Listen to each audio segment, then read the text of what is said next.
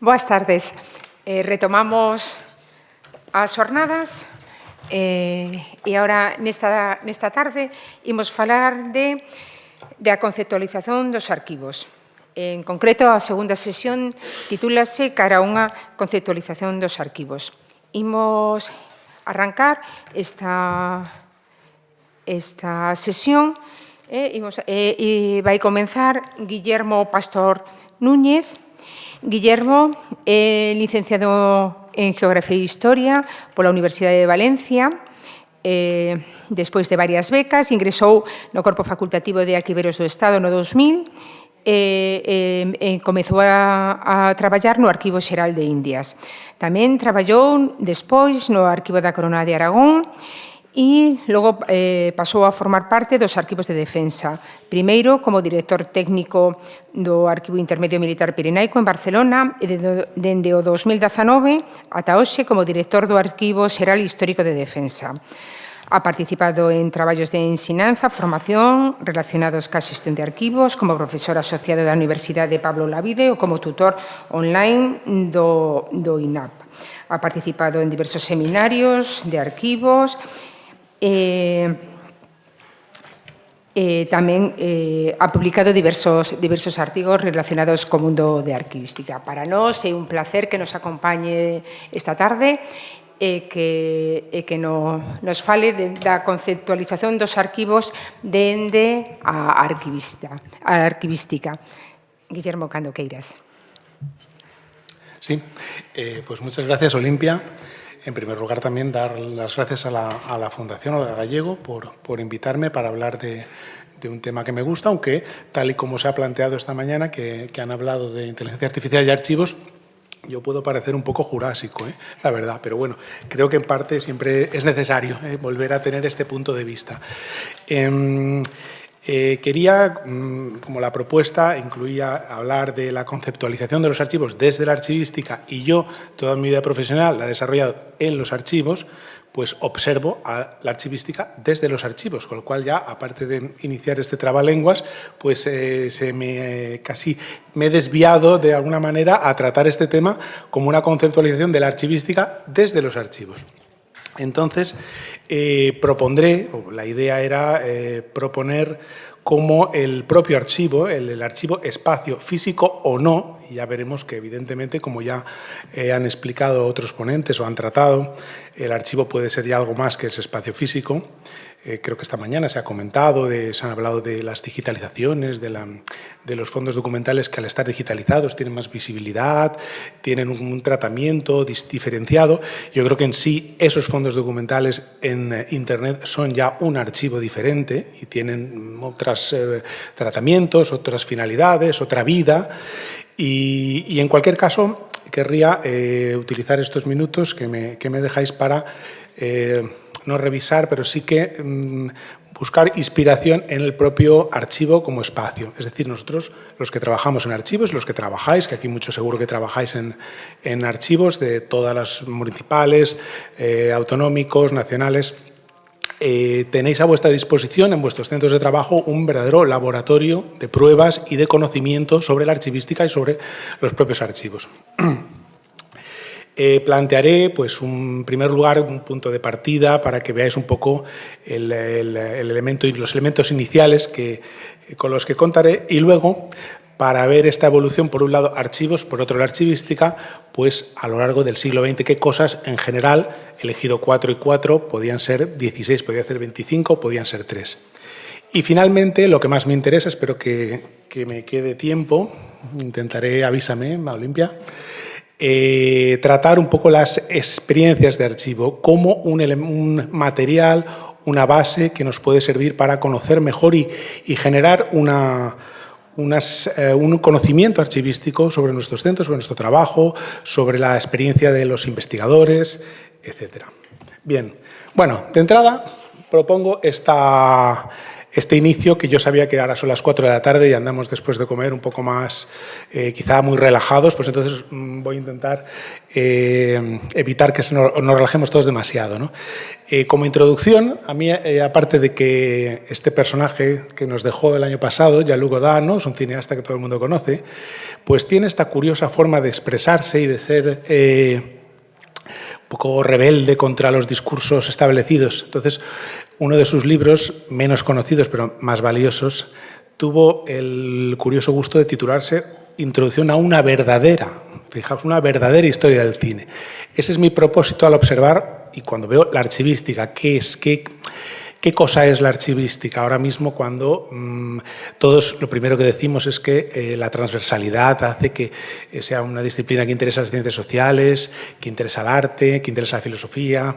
Bueno, pues efectivamente es que ya no hay una archivística, es que cualquier cosa es posible. Una verdad, podía ser incluso algo así. Fijaos, introducción a una verdadera archivística. Pues bueno, yo voy a proponer una verdadera, de todas las infinitas que pueda haber. En primer lugar, un elemento de partida va a ser considerar ese espacio, el archivo, como un espacio de convivencia o donde intervienen tres elementos. No el archivo como tradicionalmente se ve, el archivo con esa idea totalmente extractiva de que había unos documentos, unos fondos documentales que estaban, parece que, esperando el sueño de los justos y esperando que llegase un investigador o un historiador para acercarse a ellos y sacar de ahí unos documentos determinados. El archivo lo componen tanto los productores de la documentación, lo componemos los archiveros y lo componen los investigadores también. Mantengo un poco este término de forma tozuda, incluso ante mis compañeros, de investigador en vez de usuario, que yo sé que es cada vez más habitual y que muchos lo utilizáis. A mí no me acaba de gustar porque creo que perdemos bastante precisión con el uso de esa palabra. A mí, usuario, pues el usuario es un usuario del hospital, un usuario de las bibliotecas, cuando en realidad creo que son lectores en el caso de las bibliotecas, un usuario de cualquier servicio público. Yo creo que un investigador que se acerca al archivo tiene una condición especial, lleva a cabo unas operaciones, tiene unas preguntas, digamos, que creo que lo deberían de individualizar y distinguirlo con un término propio, ¿no? Yo creo que al final el investigador, teniendo en cuenta que ya hemos superado, creo, los archivos, esta idea del archivo para la investigación histórica, pero podemos adaptar la palabra porque es muy bonita y nos individualiza, ¿no? El que va al archivo es un investigador porque investiga, indaga, pregunta los fondos y generalmente nunca va a obtener una respuesta solamente, va a obtener una respuesta y posiblemente más preguntas o invitaciones a ir a otros archivos, otras consultas, etc. Y por eso los he representado aquí, estos tres elementos: productores de documentos, archiveros y investigadores como la Santísima Trinidad, más o menos. También otro punto de partida dentro de esta exposición va a ser considerar a la archivística desde sus inicios como una ciencia auxiliar de esta musa que es Clio, de la historiografía, ¿no?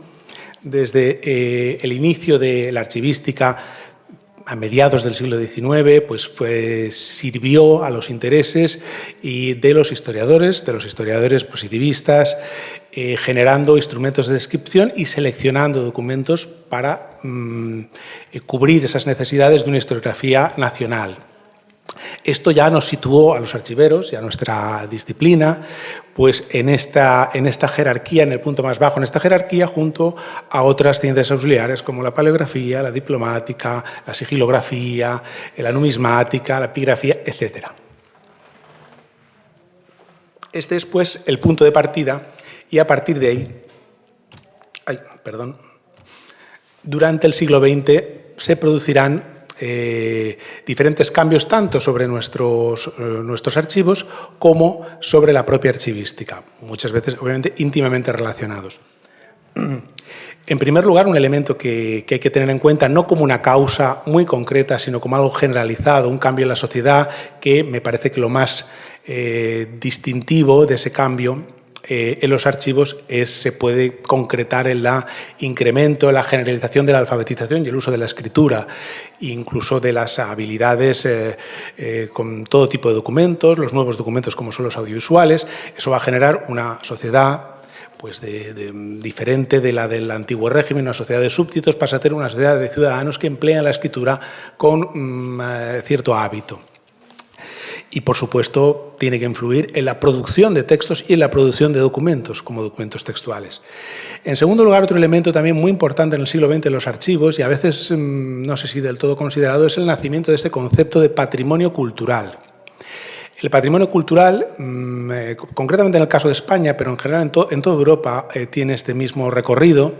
Primero tiene como el primer ejercicio del patrimonio cultural es desligarse, conseguir diferenciar el patrimonio de las dinastías, de los soberanos, de las coronas, y diferenciarlo y distinguirlo del de las naciones. Ese es su primer ejercicio. Pero durante el siglo XX el patrimonio cultural se convertirá en un concepto jurídico defensivo. Había que defender ese patrimonio cultural para evitar casos como el que ocurrió en España con la Dama de Elche. Ya sabéis que la representación íbera en finales del XIX fue encontrada, vendida a un francés y salió de España.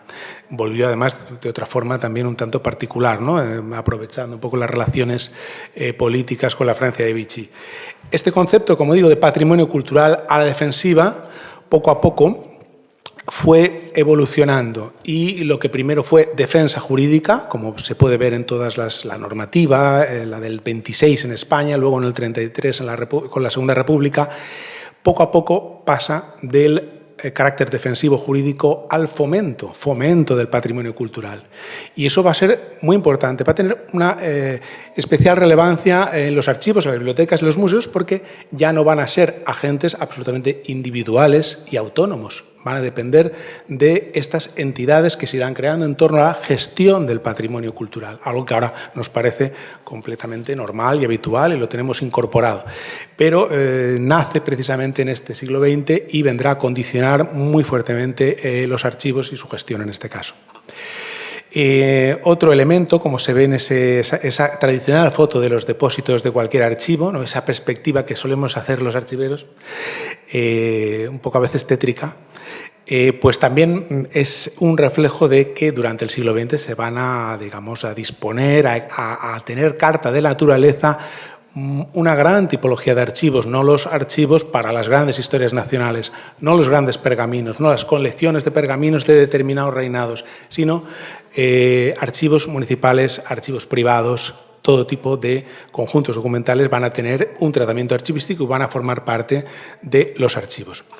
Y por último, dentro de estos elementos que me parecen fundamentales y que van a cambiar el panorama de los archivos durante el siglo XX, pues los crímenes de guerra y genocidios que, especialmente después de la Segunda Guerra Mundial, pues van a convertir a los documentos en preciosos y valiosos testimonios para poder denunciar todos estos crímenes de guerra, genocidios, desde los primeros conocidos, aunque hubo anteriores, pero los que fueron realmente el elemento que determinó y que forzó a tomar iniciativas, como fue el inicio de la justicia universal, fueron los genocidios de la zona de los nazis en la zona ocupada, de los japoneses en Manchuria. Más adelante, con el tiempo, pues vendrán desgraciadamente y continúan desgraciadamente existiendo genocidios como el camboyano,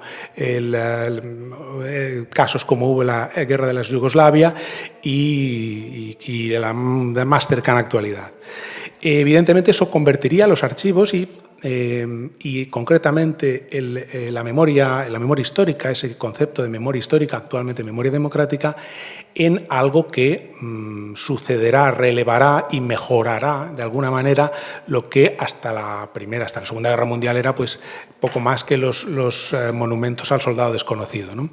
Y para eso los archivos serán tremendamente decisivos y el impacto sobre ellos, como podemos ver, sobre todo los que trabajamos en archivos con documentación sensible en estos casos y útil, pues es muy importante. Bien, ¿y qué le ocurre durante este siglo XX a la archivística? Bueno, a los archivos les ocurren muchas más cosas, pero en principio con estas 4 yo creo que ya tenemos un poco una perspectiva de ese cambio del siglo XX en los archivos. A la perspectiva le ocurre, pues no es que le ocurra la llegada de Woody Allen, lo importante en realidad es el personaje de al lado, Marshall McLuhan, que a todo el mundo le sonará y que Woody Allen utiliza porque fue muy popular. Es increíble que un intelectual sea popular, es algo que hoy en día yo no sé si ocurre ya esto, ¿no? Marshall McLuhan escribió en 1962 La galaxia Gutenberg, un libro que forzó pues, un giro, bueno, luego lo de la archivística va mucho de giros, ¿no? Un giro y de empezar a observar la escritura, los textos como un elemento con valor en sí mismo de investigación, ¿no? Con valor como un objeto de conocimiento. Esto influyó notablemente en muchas ciencias auxiliares y desgraciadamente aún no en ese momento, en los años 70, sobre todo en la archivística, pero sí en la paleografía, en la diplomática, fundamentalmente, y les hizo cambiar su paradigma y empezar a considerarse, a tener una consideración de ciencias con un objeto de estudio que es la historia de la cultura escrita. Hoy en día, además, perfectamente asentada y desarrollada en todas las universidades de Europa, al menos. Otro elemento también muy importante en el siglo XX y que cambió la archivística es el desarrollo exponencial de la administración, de las gestiones, ¿no? Como podéis ver en ese fotograma, curiosamente, del apartamento. Pero este elevado crecimiento de la administración, de sus trámites, pues va a llevar a su vez, crecimiento exponencial de la documentación y, por tanto, al desarrollo de nuevas técnicas. La archivística, al menos, debe de contemplar la gestión documental y una cosa que incluso sigue siendo una asignatura pendiente, la valoración de documentos. La valoración de documentos para eliminar, para poder conservar únicamente una parte que es la posible. Eso es algo que la archivística también incorporó en sus técnicas y fue cambiando a lo largo del siglo XX. Por supuesto, también la historiografía cambió, nuevas corrientes historiográficas, lo he querido ejemplificar con este libro que conocemos muchos, el de François Dos, La historia en migajas, ¿no? Historias, cultura social, historia antropológica, historias, microhistoria, todo eso evidentemente va a generar cambios, forzará cambios en la archivística, porque serán necesarios nuevos inventarios de otro tipo, inventarios que ya no pues, sean los que he citado antes, ya no servirán las colecciones y colectáneas y colecciones de pergaminos de determinados reinados, sino que serán necesarios inventarios de otro tipo que contemplen espectros más amplios de la documentación. Un fondo documental que se convertirá en una estrella de las consultas, de cierta historiografía, o sea, los protocolos notariales, por ejemplo. Y por último, si antes he mencionado que en los archivos fue muy importante el patrimonio cultural, este concepto nacido para la defensa de archivos, bibliotecas, museos y que ha ido evolucionando hasta los lugares inmateriales, yacimientos arqueológicos, etcétera, pues ese patrimonio que, como digo, ya empezó a convertirse en una entidad de fomento de los archivos, bibliotecas y museos, pues llega a finales del siglo XX a ser un agente de divulgación mediante la organización de exposiciones, de una forma más clásica, servicios de extensión cultural en todos los archivos, hasta finalmente la divulgación de documentos íntegros a través de Internet. Cada vez más tenéis aquí pues, ejemplos de la Biblioteca Virtual de Defensa, el famoso portal Pares, la Biblioteca Cervantes Europeana y tantos otros, ¿no? Portales donde se difunden íntegramente archivos y que de alguna manera ya son archivos por sí mismos y tienen como un conocimiento y una personalización que los llega a diferenciar en ocasiones de los archivos originales o de los archivos de procedencia. Bien, pues finalmente llegamos a finales del siglo XX, a ese cambio de siglo donde empezamos los que somos archiveros, a leer artículos y a leer literatura profesional y se nos habla de giro archivístico, se nos dice y es así, efectivamente, hay unos, no solo de Derrida y Foucault, sino a mí me gusta recordar un libro que creo que cualquier archivero conoce y lo ha leído con cierto cariño, que es el de Arlette Farge, Atracción de archivo, ¿no? Casi de una manera intuitiva hay una historiadora que empieza a ver en una visita a los archivos nacionales franceses que ahí hay algo más que un trabajo o una expectativa de extraer unos documentos que sean de interés o que puedan completar o fundamentar su investigación. Se da cuenta que el archivo tiene una agencia y que desde él, a lo largo de toda su historia, pues, ha conseguido transformar, crear la sociedad, y conseguir, digamos, incardinarse con otros elementos o otros agentes de la historia.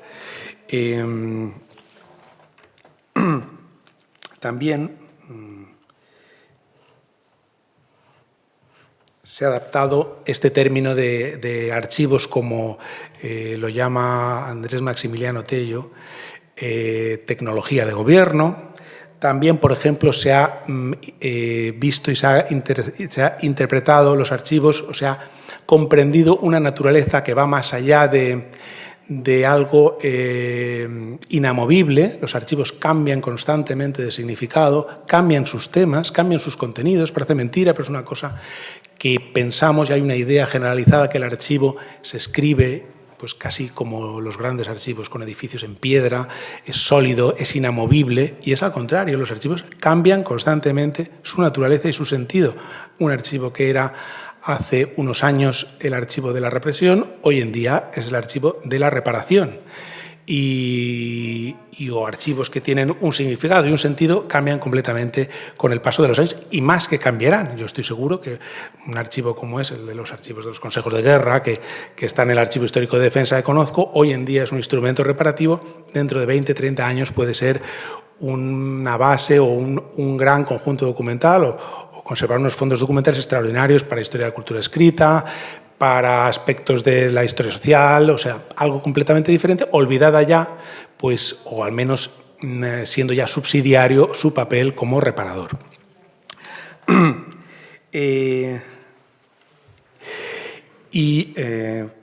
A partir de aquí quería exponeros cómo el propio archivo, digamos, como escenario, casi un archivo como escenario donde se produce esa unión entre productores de documentos, archiveros e investigadores. Ahora voy a parecer un poco vendedor de libros, puede ser interesante observar cómo entran, digamos, en interacción, a través de, alrededor del documento y con la experiencia de la consulta, porque la consulta, más allá de la consulta de un dato, de información, es una experiencia de la cual los archiveros podemos obtener bastante información. Se han hecho, evidentemente, por parte de gestores de la administración, pues muchas estadísticas, y hemos hablado de perfiles de usuarios, y se toman a veces datos de pequeños gestiones burocráticas o procedencia geográfica de los investigadores, el género de los investigadores, para sacar estadísticas que son meramente aproximativas al servicio del archivo. Pero a través de, creo que un estudio más profundo de las experiencias de archivo, podemos sacar elementos, o podemos encontrar algunos factores que nos ayuden a cambiar, incluso a modificar o a incorporar en los nuevos tratados o estudios sobre archivística. Por ejemplo, yo los he querido agrupar. Primero he considerado las experiencias de consulta no académicas, porque una experiencia de consulta académica siempre viene muy condicionada. Alguien que está haciendo una tesis doctoral acude al archivo con una estrategia predeterminada y prediseñada, buscando unas cosas generalmente bastante concretas. Y a pesar de que hay ejemplos en los cuales hay un investigador de tesis que ha encontrado algo más o ha descubierto algo más interesante más allá, cambia su investigación, es muy raro. Lo normal es que realmente sus experiencias son interesantísimas y sus resultados y sus publicaciones son extraordinarios, pero no nos interesan como experiencia de consulta. A mí al menos no me interesan en este análisis que os voy a hacer. Hay casos excepcionales, no sé si habéis leído el libro de Carlos Gil Andrés, Piedralén, que es un investigador que hace la tesis, obedece a su profesor de tesis, a su director de tesis, va a los archivos que le dicen, consulta la documentación que le recomiendan, y después él se queda con ciertas cosas que le parecen que le han interesado, como pequeños hallazgos, y después escribe un libro que, para mi gusto, es precisamente la mejor obra que tiene, que es Piedralén.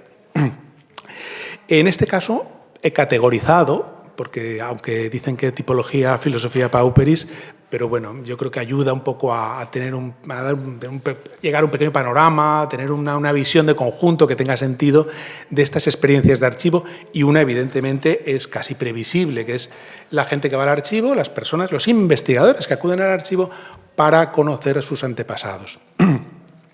No son los genealogistas, por cierto, que es un investigador tradicional, casi original de los archivos. Yo no sé si más antiguo que los positivistas, estos de los que hablaba. Los genealogistas, estos sí que siempre estuvieron allí. Estas personas que por ejemplo, Iván Jablonka o Javier Cercas, estos ejemplos que hay aquí y alguno más, y muchísimos más, acuden al archivo para algo más. De hecho, Iván Jablonka lo expresa muy bien, porque al inicio de este libro, que es bastante conocido, Historia de los abuelos que no tuve, al comienzo dice: la idea de tomar a mis abuelos como objeto de estudio se remonta a 2007.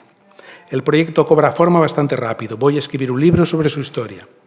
O más bien un libro de historia sobre ellos basado en archivos, entrevistas, lecturas, contextualización, razonamientos sociológicos y, a través de todo eso, voy a conocerlos.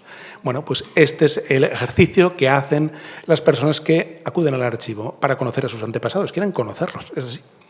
Comprenderlos y conocerlos.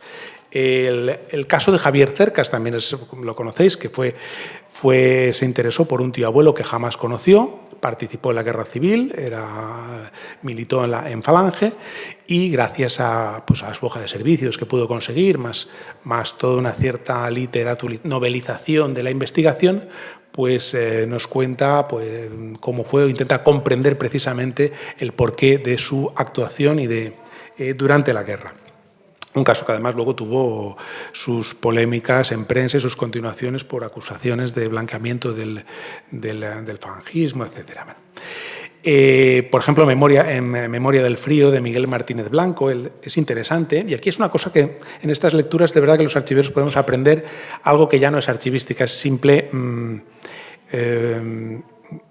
ideas con las que mejorar a veces nuestros servicios, así de sencillo. Yo creo que ya llamar esto archivística es un exceso, porque Miguel Martínez del Arco, por una parte, cuenta la historia de su madre, se traslada a 1939 hasta los años 60, y por otro lado cuenta su propia experiencia de ir al archivo, consultar los fondos, y la cuenta y observamos que es una labor ardua, una tarea difícil, penosa, complicada. Entonces, nos hace pensar si realmente hemos enfocado los archivos o continuamos enfocando los archivos para los especialistas, cuando en realidad cada vez más son este tipo de investigadores los que nos están viniendo, al menos a determinados archivos.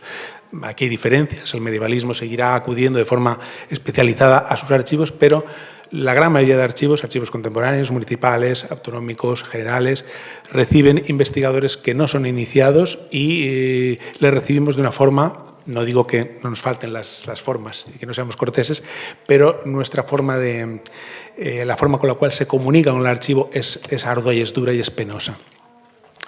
También, el caso de András Forcas me parece curioso porque él encuentra el expediente de su madre y resulta que su madre es una agente al servicio de János Kadar, de la policía política húngara, y de hecho lo ha espiado a él y a sus amigos. O sea que en este caso es un ejercicio en el cual durante todo el libro András Forcas manifiesta estupor, o sea, está intentando comprender a su madre para superar la noticia que fue saber que le había estado espiando.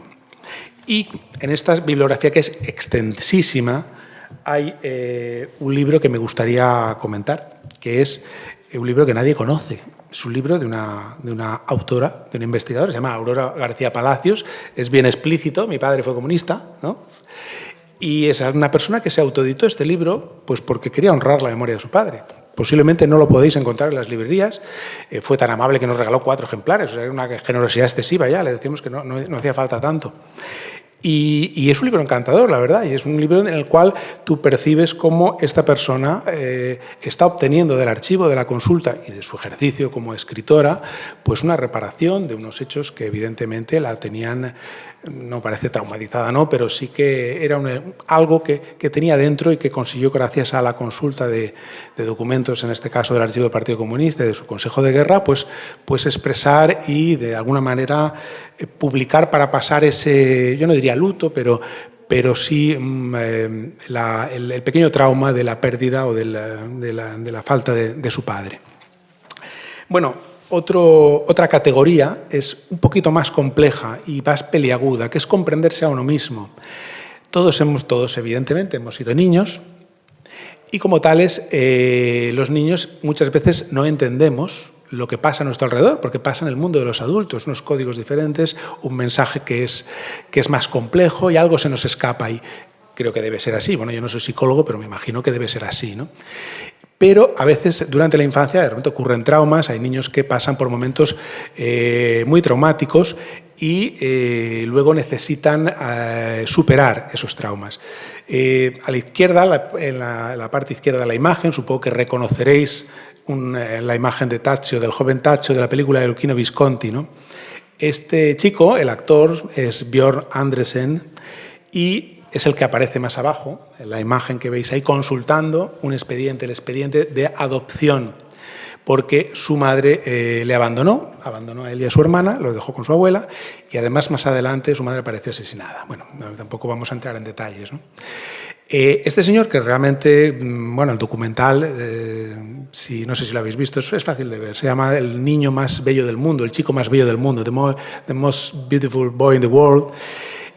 Trata precisamente de cómo Björn Andresen procura recuperar y salvarse de ese trauma que fue una infancia en la cual, tras el rodaje de Muerte en Venecia, no sabía ni lo que le estaba pasando y, por supuesto, el hecho de la muerte, el fallecimiento de su madre y su abandono.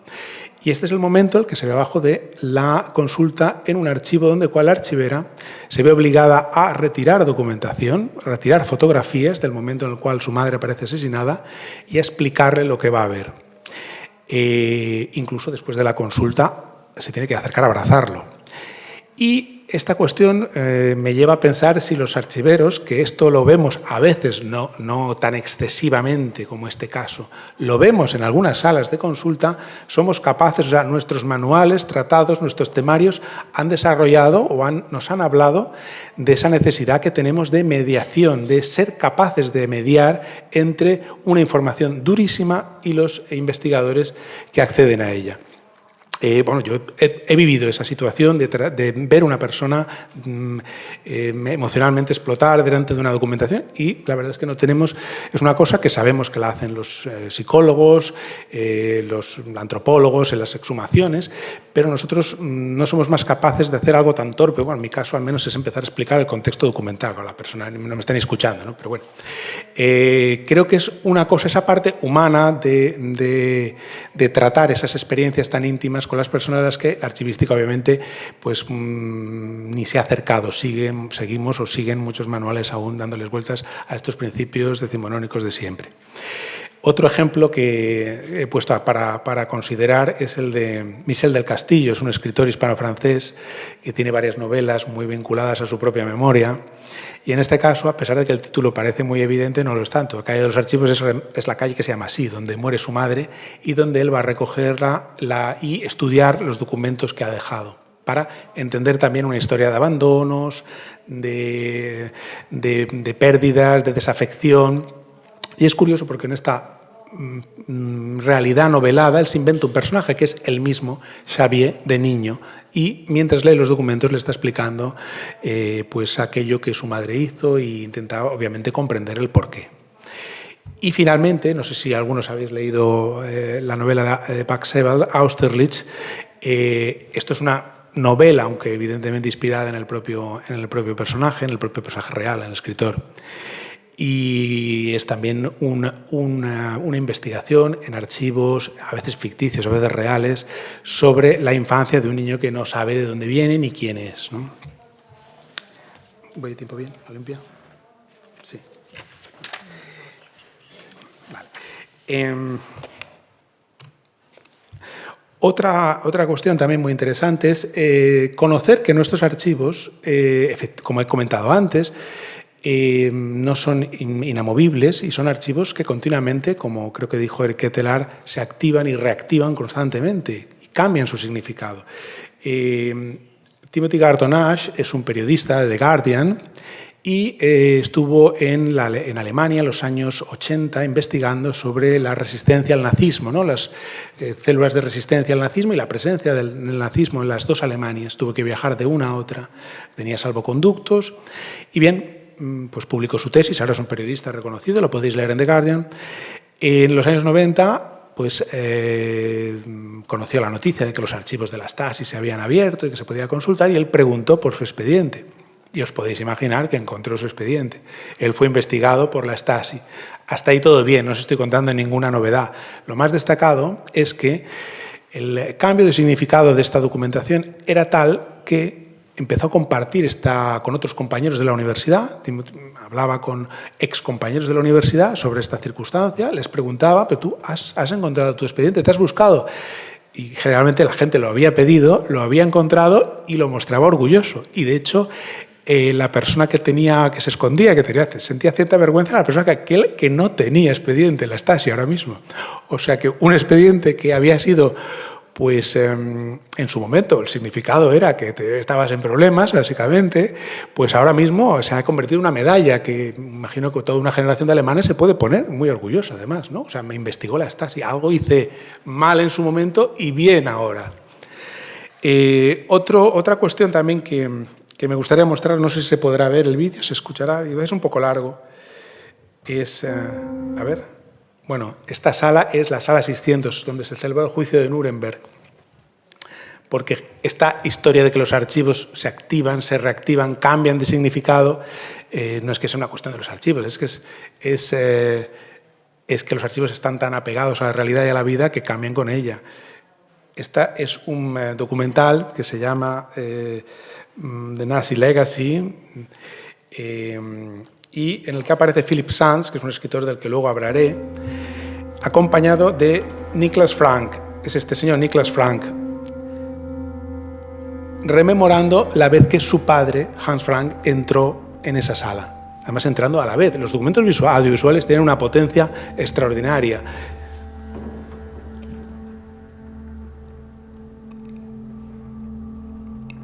Bueno, aunque tape un poco esto hasta que no hable él. A veces cuando se comenta, se habla... Mirad.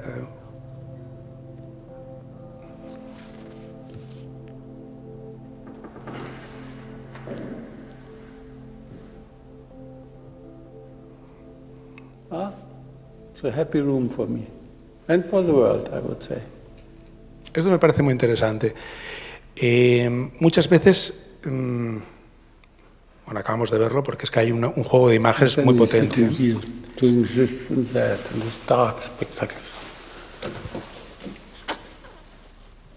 Maybe he was thinking why I didn't stop it. Voy a dejar a Niklas Frank aquí. Bueno, si me lo pedís así, os interesa mucho, lo continúo. Pero lo importante lo ha dicho ya. Él dice que esta sala es una sala que significa para él la felicidad y cree que para todo el mundo. Muchas veces los archivos llamados de la represión se cargan adjetivos con ellos, como el archivo del terror, el archivo del crimen, y en realidad es al contrario. Ahora, cuando se pueden consultar, ahora que ese significado ha variado, ahora que un consejo de guerra significa que tú puedes tener acceso a él, puedes conocer, digamos, la otra parte, la otra verdad, puedes acceder a los hechos, pues creo que es precisamente lo contrario. Esos archivos no son los archivos del terror, sino son los archivos de la reparación. Son archivos que han girado su significado completamente. Como es el caso de esta publicación que se ha hecho recientemente de los consejos de guerra de Miguel Hernández. Hoy en día Miguel Hernández se ha convertido en un mito, digamos, un mito me atrevería a decir, de la represión gracias a sus causas judiciales, que hasta han sido publicadas íntegras y comentadas. Y encima han tenido también, desgraciadamente y desafortunadamente, este capítulo de protestas y de denuncias por parte de un familiar de un secretario judicial que ha acabado, yo creo que por mitificar aún más estas causas judiciales. Bien, pues... Tampoco puedo dejar pasar esto que es un clásico de los archivos que han inspirado a gran cantidad de novelas, películas, pero estos casos concretamente que os traigo aquí me parecen especialmente notables y creo que se dan en los últimos años. Toda la bibliografía, las novelas realmente, los libros, documentales que estáis viendo, no tienen mucho más de 20 años. Son bastante recientes, salvo la película de Robert Bresson, El proceso de Juana de Arco, que es la imagen central que ves ahí, que es una película del 62. Es decir, antiguamente los guionistas siempre se han fijado en las hemerotecas, han buscado noticias de periódicos y a veces han ido al archivo para inspirarse. Pero en los últimos 20 años esto es algo realmente común y se ha ido un poco más allá. Ya no busca la noticia, ya casi es la novela el archivo. como es el caso de Obra maestra de Juan Tallón. Es una historia, una novela real, porque el autor le gusta moverse en esos dos sentidos, sobre la pérdida de la obra de Richard Serra. Y él utiliza unas diligencias previas de investigación para poder conocer, introducir realidad con algo de ficción. Bien, voy a pasar rápido para acabar, pero que ya estoy acabando, quedan 2 minutos. Este final, hablo aquí de archivos para una road movie, es precisamente incidiendo en esa capacidad que hay en los archivos de que nos lleven de un sitio a otro. Philip Sands es un maestro en esto. Es un autor que estos 2 libros, Ruta de Escape y Calle Este-Oeste, ha viajado básicamente por toda Europa, de archivo a archivo, a veces de documento a documento, pero a veces consigue una foto de una persona que le lleva a un archivo público, que le lleva a veces a una cita bibliográfica, a una entrevista, y cuando uno lo sigue, igual que esta serie que os comento aquí de Netflix, que es sobre el guardia de Treblinka, Iván el Terrible, también la búsqueda de documentos para poder inculparlo, igual que la novela de Patrick Modiano, Dora Bruder, es una peripecia, es un periplo buscando y llevándolo de una información a otra y a veces de un vacío a otro. A veces Patrick Modiano, cuando escribe Dora Bruder, encuentra cosas, pero luego también encuentra vacíos, encuentra falta de información. Todo esto me hace pensar, y esto ya volviendo un poco a la cuestión de la archivística, los archivos nos hemos organizado como sistemas reticulares, nos organizamos en redes, son sistema de archivos de defensa, sistema de archivos estatales con redes con un sentido determinado. Y la investigación no se organiza así. La investigación tiene una organización más bien, si ponemos una imagen como de rizoma, algo te puede llevar a otro sitio, en ese otro sitio puedes encontrar que hay alrededor, y estoy hablando de forma muy baja, intencionadamente, más documentos que te interesen, y a veces, si no tienes el valor, y supongo que la posibilidad, como Philip Sands, de viajar por toda Europa durante tiempo, pues se hace muy complicado. Y eso sí que yo creo que desde los propios archivos podíamos organizarnos, podíamos crear organizaciones, sistemas o formas de conectarnos diferentes. Y, bueno, he hablado mucho de los archivos, ya concluyo Olimpia. También la archivística, últimamente, en los últimos años, yo creo que también se ha expandido, no solo los archivos que se han expandido, también la archivística, y a veces creo que puede ser inspirador cualquier texto, puedes encontrarlo en cualquier lado, puedes ver una idea muy buena. Por ejemplo, bueno, esto casi lo voy a pasar, pero os lo comento brevemente. Esto es una reproducción virtual de los archivos nacionales irlandeses que se perdieron en 1922 y que se han reconstruido, incluyendo la documentación a través de copias que existen en otros archivos. Es decir, el archivo deja de ser literalmente un espacio físico. Hay archivos virtuales que pueden servir de referente. Y como digo, os voy a dejar aquí un texto para concluir. Es un texto que habla sobre documentar, sobre la capacidad de documentar. Mediante la lectura de un documento, alguien se lo pregunta. Podemos pensar que esto es de un archivero argentino, de un escritor que está escribiendo sobre los archivos, de alguien que, bueno, pues nada más y nada menos, y ya con esto me despido. Os dejo aquí la solución y espero que podamos debatir sobre estas cosas luego con los otros ponentes. Ahí lo tenéis, ¿eh?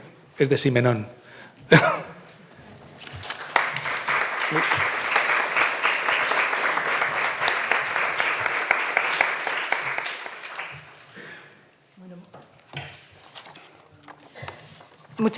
Muchas grazas, Guillermo, de escoitarte falar de un arquivo como escenario, donde os actores son productores de documentos, arquivistas ou investigadores, falar dese valor emocional dos documentos, dos arquivistas como facilitadores, como mediadores, pois digamos, un novo enfoque despois desta mañá quizás un tanto máis tecnolóxica, baixamos a outros temas. Seguramente foi moi interesante e teremos ocasión de debatir esta tarde. Agora, a continuación, vai intervir Manuel Torres Cubeiro. Bueno, despois, das 3 intervencións, xa sabedes, vamos ter un debate, así que gardade as vosas preguntas, porque seguramente teremos moitas.